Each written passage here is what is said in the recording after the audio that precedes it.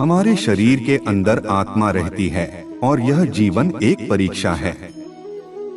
अपने सबसे अच्छे स्वरूप को बाहर लाने के लिए भागवत गीता वह किताब है जो हमें इस परीक्षा को पास करने में अहम भूमिका निभाती है।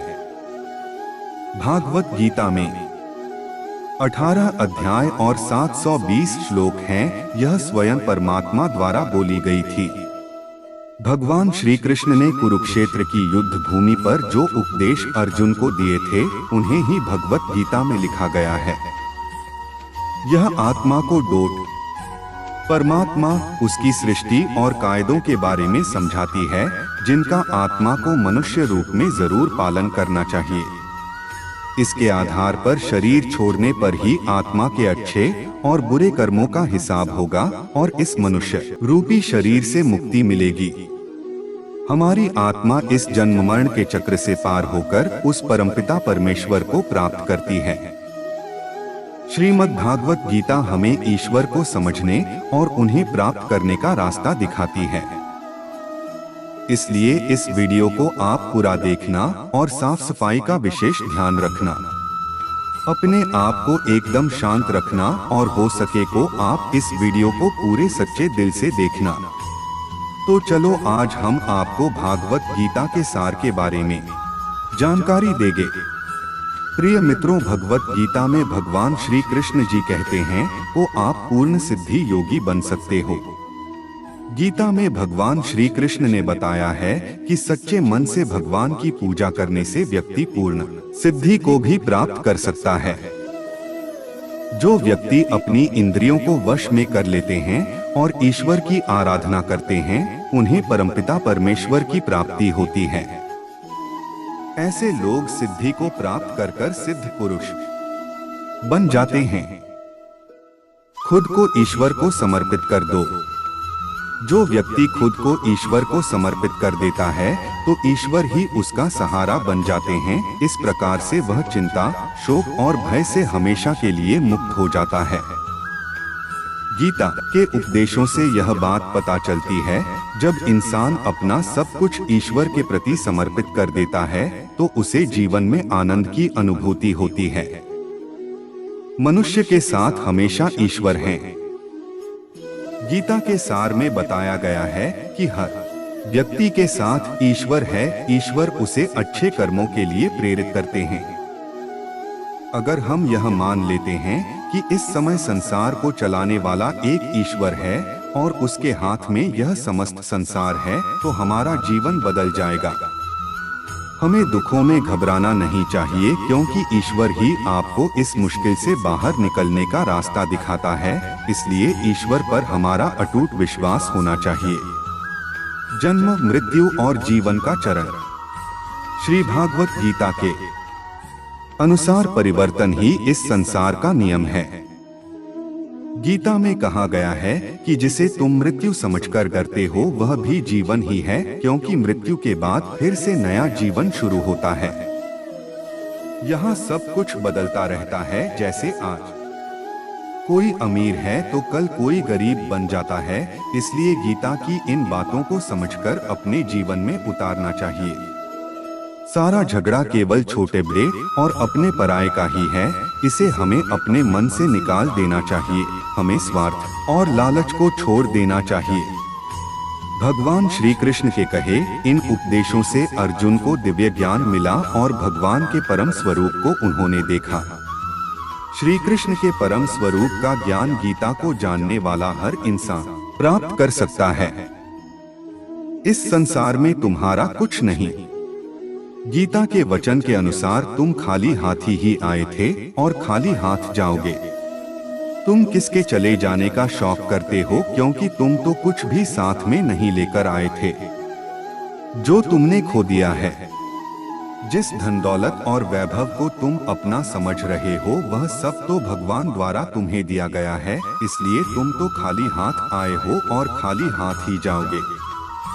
जिसे तुम भूल से अपना समझकर दुखी हो, वह तो तुम्हारा भ्रम ही है, क्योंकि तुम्हारा तो कुछ भी नहीं है, सब तो ईश्वर का है। गीता में कहा गया है कि समस्त दुखों का कारण यही है कि संसार की सभी वस्तु को तुम अपना मान लेते हो।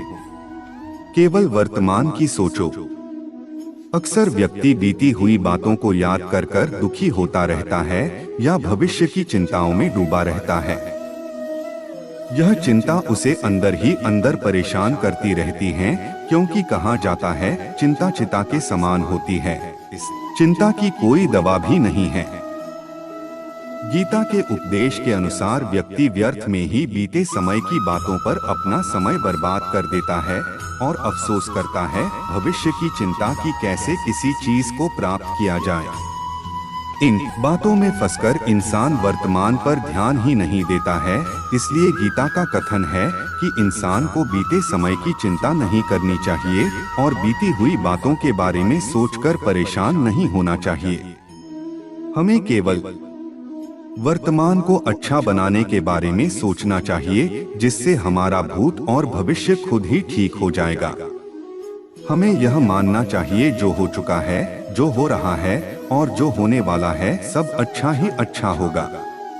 गीता इन सकारात्मक बातों के द्वारा इंसान को चिंता न कर कर कर्म करने को प्रेरित करती है। ईश्वर की शरण में चले जाओ। श्री कृष्ण अर्जुन की सभी समस्याओं का समाधान पल भर में ही कर देते थे। जो भी सभी धर्मों का त्याग कर कर श्री कृष्ण की शरण में आता है, उसे श्री कृष्ण स्वीकार कर लेते हैं और उन्हें उनके समस्त पापों से मुक्त कर देते हैं। भगवान कृष्ण कहते हैं, तुम शौक मत करो, मेरी शरण में आओ, मैं तुम्हें हर पाप से मुक्त कर दूंगा। श्री कृष्ण ने मोहमाया का त्याग, कर्म को स्वीकार करना, कर्म करना और फल की चिंता न करना और क्रोध और ईर्ष्या का त्याग करना बताया है। श्री कृष्ण सभी मनुष्यों को अपनी शरण में बुला रहे हैं। वह उनके पापों को माफ कर देंगे। ज्ञान से ही ईश्वर प्राप्त होते हैं। श्री कृष्ण ने परमपिता परमेश्वर को प्राप्त करने के लिए कहा है। जो इंसान ईश्वर के प्रति अटूट श्रद्धा रखते हैं, अपनी इंद्रियों पर काबू रखते हैं और मेहनत करने वाले होते हैं, वह जल्दी ज्ञान प्राप्त कर लेते हैं। फिर ज्ञान प्राप्त हो जाने पर उन्हें जल्द ही परम शक्ति की प्राप्ति होती है। उस इंसान का मन अपने कार्यों से भटकता नहीं है। इस प्रकार वह ईश्वर को प्राप्त कर लेता है। हमेशा अच्छे कर्म करो। श्री कृष्ण कहते हैं कि श्रेष्ठ इंसान जैसा व्यवहार करते हैं, यानी वह जो जो कार्य करते हैं, दूसरे व्यक्ति भी वैसा ही व्यवहार यानी कार्य करते हैं। उत्तम व्यक्ति जो उदाहरण प्रस्तुत करते हैं, समस्त मनुष्य उसी का पालन करने लगते हैं। इसलिए उत्तम व्यक्ति को हमेशा अच्छे कर्म करने चाहिए। कर्मयोगी बनने की सीख। भगवान श्री कृष्ण कर्म की महानता के बारे में बताते हैं। कर्म करो लेकिन फल की चिंता मत करो को समझाते हुए श्री कृष्ण अर्जुन को बताते हैं, तुम्हारा अधिकार केवल कर्म पर है, लेकिन कर्म के फलों पर नहीं। काम करने में तुम्हें मन लगाना चाहिए। इसमें श्री कृष्ण ने कर्म की महानता को बताया है। यह वचन मानव जीवन के लिए सबसे कल्याणकारी है। कर्म, दर्शन और योग का पूरा सार इसी पर आधारित है। कर्म से ही मनुष्य का निर्माण होता है। हर व्यक्ति को कर्म करके ही सिद्धि और ज्ञान प्राप्त होता है। श्री कृष्ण कहते हैं, जो अपने कामों के प्रति समर्पित रहता है और कार्यों को अच्छी तरह से पूरा करता है, वह जीवन में सफलता प्राप्त करता है। कर्म प्रकृति के द्वारा कराए जाते हैं। बिना कर्म के इस संसार में कुछ भी प्राप्त नहीं किया जा सकता है। अच्छे व्यक्तियों का कल्याण होता है। जो लोग अच्छे होते हैं और अच्छे कार्य करते हैं, ईश्वर को उनकी जिम्मेदारियों और रक्षा की जिम्मेदारी स्वयं लेनी पड़ती है। मतलब अच्छे व्यक्तियों की रक्षा के लिए ईश्वर अवतार लेते हैं। इसलिए सभी इंसानों को अच्छाई के रास्ते पर चलते हुए जीवन व्यतीत करना चाहिए। श्री कृष्ण जी कहते हैं, धर्म की स्थापना के लिए अर्थात अच्छे लोगों के कल्याण के लिए और दुष्ट लोगों के विनाश के लिए मैं हर युग में समय समय पर जन्म लेता हूँ। कहने का तात्पर्य है, भगवान अपने भक्तों की रक्षा के लिए हर युग में जन्म लेते हैं और दुष्ट व्यक्तियों का विनाश करते हैं, यानी सृष्टि की रक्षा करते हैं। आत्मा अजर अमर है। श्री कृष्ण के इस उपदेश का अर्थ है कि आत्मा को ना शस्त्र से काटा जा सकता है, ना ही उसे जला सकते हैं। आत्मा पानी से भी नहीं भीगती और आत्मा को ना हवा सुखा सकती है। गीता के इस वचन के अनुसार आत्मा अमर और शाश्वत है। अगर इंसान की आत्मा मोहमाया के बंधन में रहती है तो उसे मोक्ष की प्राप्ति नहीं होती है। इसलिए आत्मा का शुद्धिकरण जरूरी है। यह शरीर नश्वर है। यह शरीर 5 तत्व अग्नि, जल, वायु, पृथ्वी और आकाश से बना है और अंत में शरीर इसी में मिल जाना है। शरीर से आत्मा चली जाएगी क्योंकि आत्मा कभी नहीं मरती। श्री कृष्ण ने कहा है कि इंसान का शरीर एक तरह का वस्त्र है जिसे आत्मा हर जन्म में बदलती रहती है। कहने का तात्पर्य है कि मनुष्य का शरीर एक दिन नष्ट हो जाएगा, परंतु आत्मा हर जन्म में शरीर रूपी वस्त्र को बदलती है। इसे ही जन्म मरण का चक्र भी कहते हैं। मौत के बाद फिर जिंदगी है। जब तक आत्मा को मोक्ष प्राप्त नहीं होता तब तक वह जन्म लेती है। क्रोध बुद्धि का नाश करता है। हमारे बड़े बूढ़े हमें बताते हैं कि किस प्रकार क्रोध करने से मनुष्य का विनाश होता है। इंसान की बुद्धि जब मारी जाती है तो उसे स्मृति भ्रम हो जाता है। बुद्धि के खत्म होने से इंसान खुद का विनाश कर बैठता है। इसलिए हमें क्रोध से दूर रहना चाहिए। यह हमारे विनाश का कारण बनता है। इस वचन से श्री कृष्ण ने क्रोध को काबू में रखने की शिक्षा दी है। मोह माया का त्याग करें। इस वचन के माध्यम से श्री कृष्ण ने इंसान को अपने मन में मोह माया के बंधन से मुक्त होने के लिए कहा है। किसी वस्तु के बारे में ज्यादा सोचने से इंसान उसकी मोह माया में डूब जाता है। इससे उसमें उस वस्तु को पाने की इच्छा पैदा हो जाती है और कामना में समस्या आने पर क्रोध का जन्म होता है।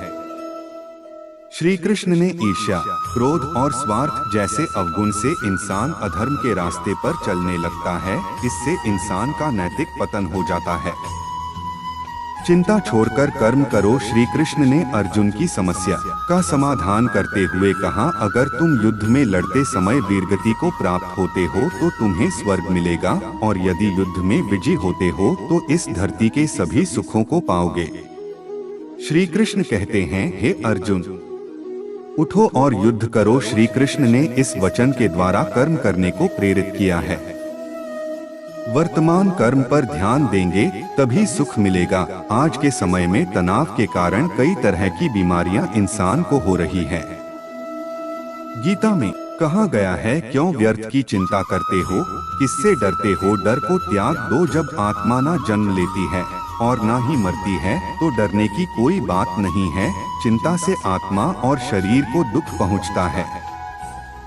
धर्म की रक्षा के लिए अवतार। यहाँ अर्जुन से श्री कृष्ण कहते हैं कि जब जब धर्म की ग्लानि होती है और अधर्म बढ़ता है तब तब मैं स्वयं श्री कृष्ण धर्म की रक्षा के लिए अवतार लेता हूँ, अर्थात अपनी रचना करता हूँ।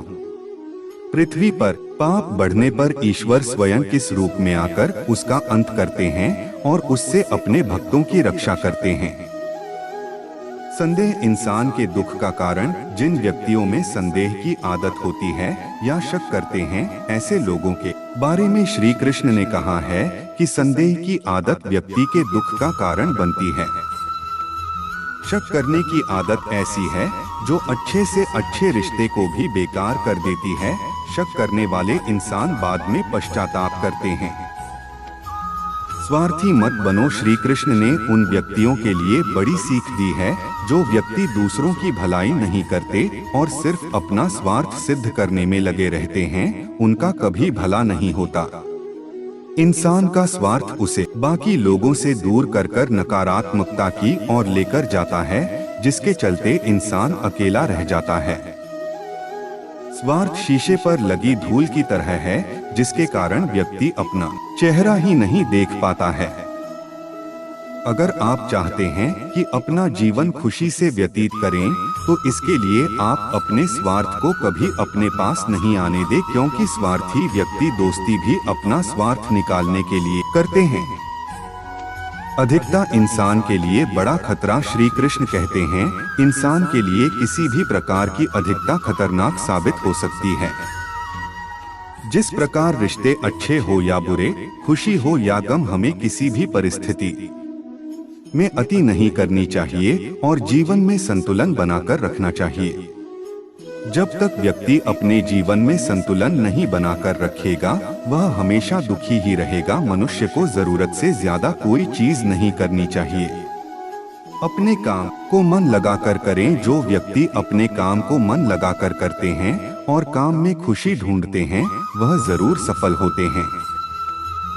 वहीं दूसरी तरफ कुछ लोग ऐसे होते हैं जो किसी भी काम को बहुत समझकर करते हैं और जल्दी से निपटाना चाहते हैं। ऐसे लोग किसी भी कार्य को सही तरीके से नहीं कर पाते और अपने जीवन में पीछे रह जाते हैं।